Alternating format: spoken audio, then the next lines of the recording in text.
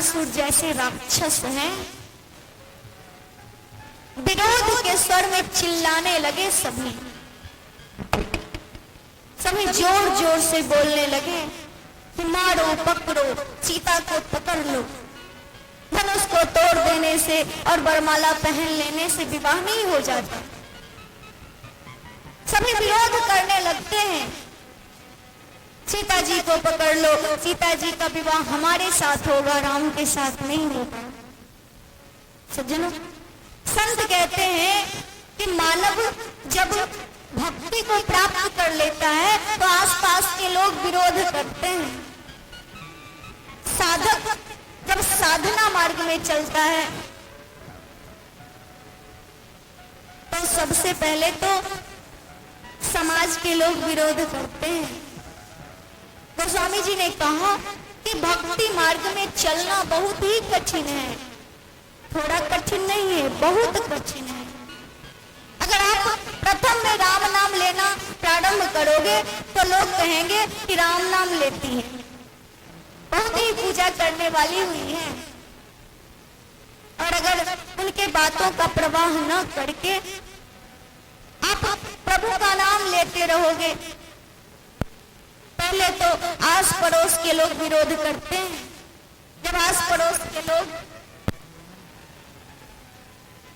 मान जाते हैं, अगर छोटे बच्चे भगवान का नाम लेते हैं तो बड़े बच्चे कहते हैं कि अभी तुम्हारा उम्र हुआ है भगवान का नाम लेने का, जो अभी से सीताराम सीताराम करती हो।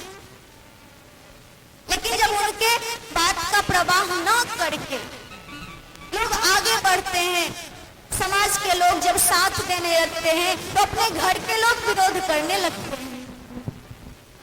जब घर के लोग मान जाते हैं तो अपना मन विरोध करने लगता है। मन, मानव के अंदर दो वस्तु है, एक मन है और एक आत्मा है। आत्मा मानव को सही रास्ते पर चलना सिखाती है और मन उसे भटकाता है। अगर सीताराम सीताराम का जाप करोगे तो मन कहेगा नहीं, छोड़ देते हैं, थोड़ा बाहर जरा घूम लेते हैं, लोग बात कर रहे हैं, जरा हम भी करते हैं। मन ऐसा कहता है,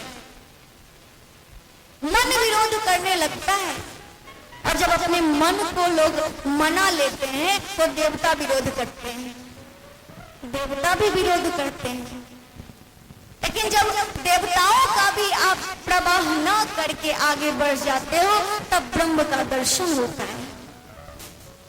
भगवान जब भक्ति को प्राप्त कर लेते हैं, सीता जी भक्ति है, प्रभु ज्ञान है, ब्रह्म है, तो लोग विरोध करने लगते हैं, चिल्लाने लगते हैं। सचन, जैसे ही जनक जी महाराज सुनते हैं कि लोग युद्ध के लिए तैयार हैं, जनक जी को चिंता होती है कि अब क्या होगा।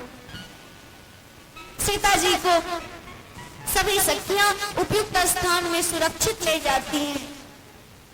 अब तो सज्जनों, लक्ष्मण जी क्रोधित होते हैं।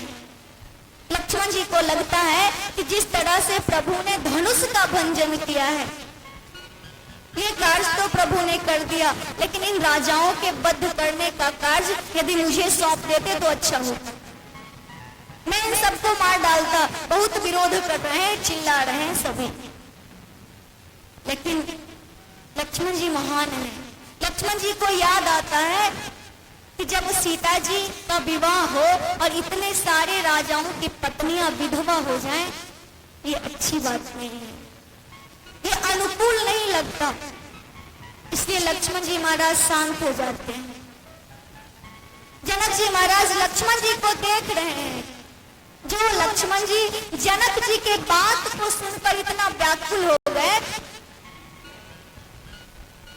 राजाओं का विरोध देख के शांत हैं। भगवान समझ जाते हैं कि लक्ष्मण जी सभी राजाओं की पत्नियों को विधवा नहीं करना चाहते, इसीलिए ऐसा कर रहे हैं, चुप हैं। अब तो सज्जनों, जब बार बार सभी राजा विरोध करते हैं, उधर से परशुराम जी महाराज आ जाते हैं क्रोधित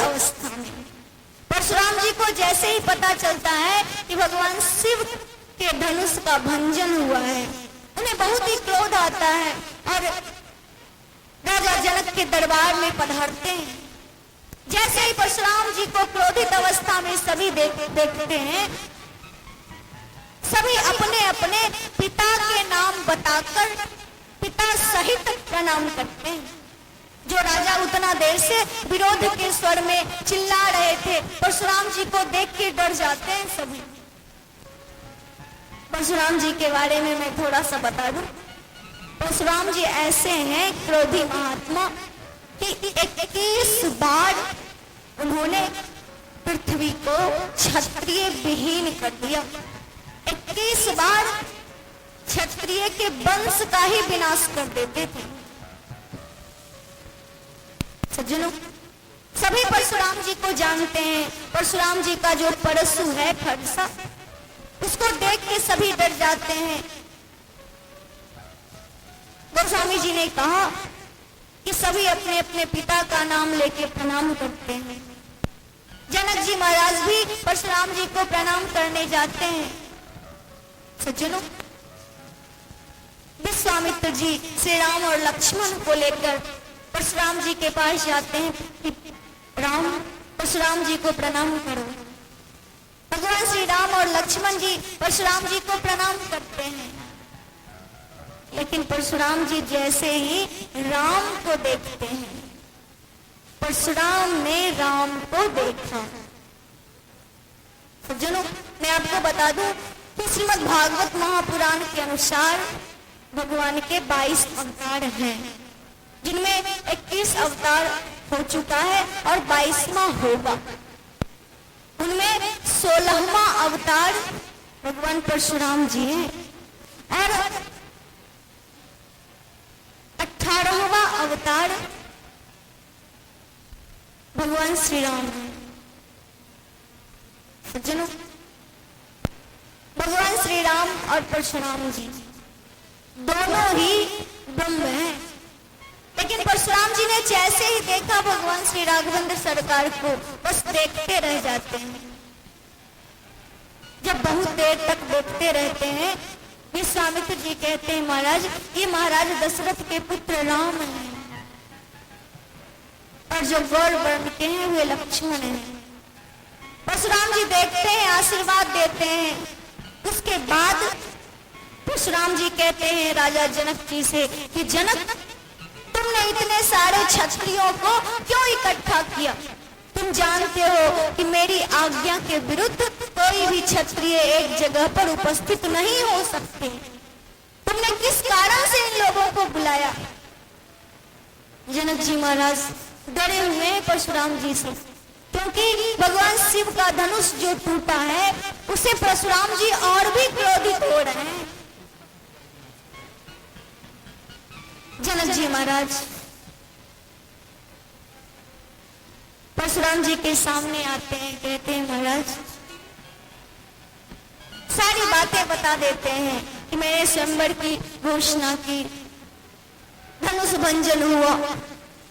परशुराम जी ने जैसे ही देखा भगवान शिव का धनुष टूटा हुआ है और भी क्रोध आता है।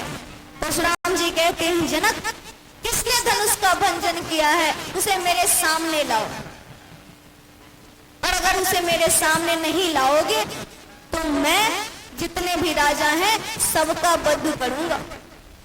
सज्जनों, राजाओं ने सुना कि जितने राजा हैं सबका वध करेंगे परशुराम जी। राजा मन में सोचने लगते हैं, सभी राजा जो आए हुए हैं, कि भले हम उसी समय चले जाते तो अच्छा होता। अब एक के कारण परशुराम जी सबको मारेंगे। परशुराम जी महाराज की बात को सुनकर सभी राजा डर जाते हैं, कहते हैं कि ये तो अनर्थ होगा। एक ने धनुष का भंजन किया है और उसके कारण सबका विनाश होगा। लोग पछताने लगते हैं कि बेकार उतना देर से यहाँ रुके हुए थे। जनक जी महाराज शांत हैं। कौन कहे कि श्री राम ने धनुष का भंजन किया है? सज्जनों, और भगवान श्री राम को देखकर कोई कह नहीं सकता कि श्री राम ने ही धनुष का भंजन किया है। क्योंकि उनका रूप इतना सुंदर है, इतने कोमल हैं, इतने छोटे छोटे हाथ हैं, कोई उन्हें देखकर नहीं कह सकता इतने कठोर धनुष को श्री राम ने तोड़ा होगा। जब जनक जी महाराज डर जाते हैं, कोई कुछ बोलता नहीं है, भगवान सोचते हैं कि अब मुझे ही कुछ करना चाहिए। गुरु जी से आज्ञा लेते हैं और भगवान श्री राम परशुराम जी के सामने प्रणाम करके कहते हैं, महाराज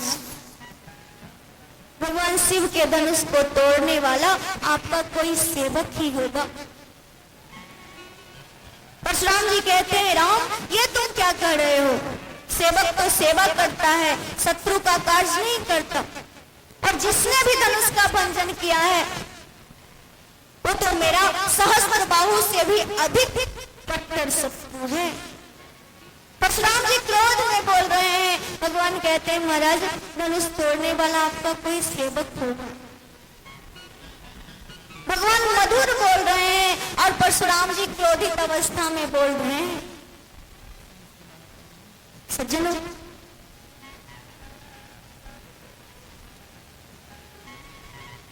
जैसे ही लक्ष्मण जी सुनते हैं, लक्ष्मण जी महाराज मन में सोचते हैं कि इन दोनों की जोड़ी ठीक से बैठ नहीं रही है। एक बहुत मधुर बोलते हैं और एक बहुत कठोर बोलते हैं। अगर इनकी जोड़ी हमसे मिला देते तो अच्छा होता। अब सज्जनों, जैसे ही लक्ष्मण जी ने मन में सोचा, गुरुजी से पूछते हैं कि गुरुजी अगर आज्ञा हो तो सामने जाएं। गुरुजी आज्ञा दे देते हैं। उसके बाद सज्जनों, लक्ष्मण जी महाराज परशुराम जी के सामने गए हैं।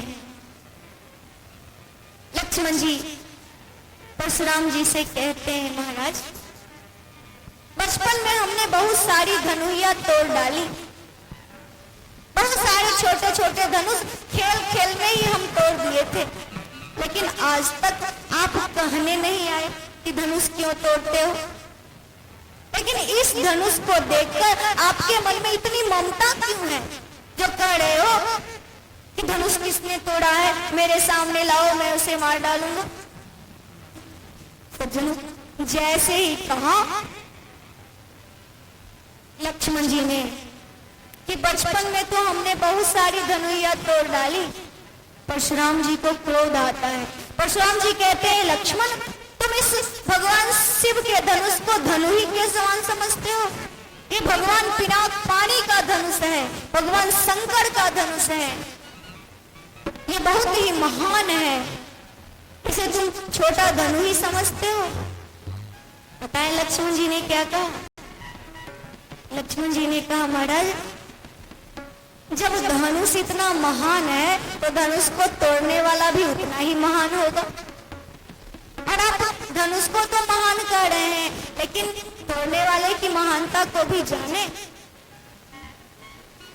जैसे जैसे लक्ष्मण जी बोलते हैं, परशुराम जी के क्रोधा अग्नि में आहुति पड़ती है। परशुराम जी और क्रोधित होते हैं। सज्जनों, अगर किसी विरक्त से कहा जाए जो सब कुछ त्याग दे कि आपको इस धनुष से इतनी ममता क्यों है और धनुष को तोड़ने वाला महान होगा, तो उसे कितना क्रोध होगा। जो विरक्त संत होते हैं वो सब कुछ त्याग कर देते हैं और किसी वस्तु में उनका ममत्व होना उनका सबसे बड़ा दुर्गुण है। और लक्ष्मण जी कहते हैं, आप इतना ममता क्यों कर रहे हैं धनुष को देखकर? परशुराम जी को क्रोध आता है। परशुराम जी महाराज लक्ष्मण जी से कहते हैं, लक्ष्मण तुम बहुत बोले जा रहे हो, अब चुप करो। तुम्हारी माँ की गोद सूनी होना चाहती है। परशुराम जी क्रोध कर रहे हैं।